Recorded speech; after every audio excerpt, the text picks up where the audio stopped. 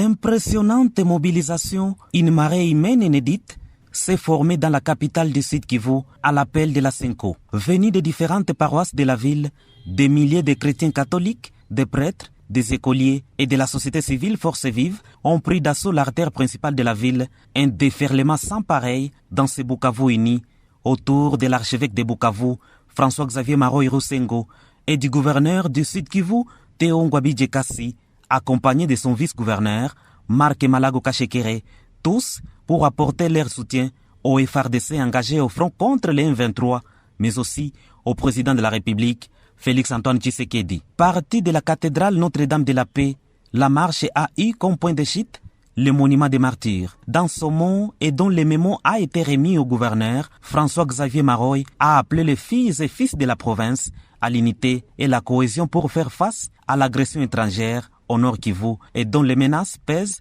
sur le Sud Kivu. Il a appelé la population à la vigilance et d'éviter toute manipulation politicienne. La défense de notre patrie ne doit pas être laissée aux seuls gouvernants. En ce moment crucial, faites taire les divergences politiques et réunissez les efforts pour être plus forts face à l'ennemi.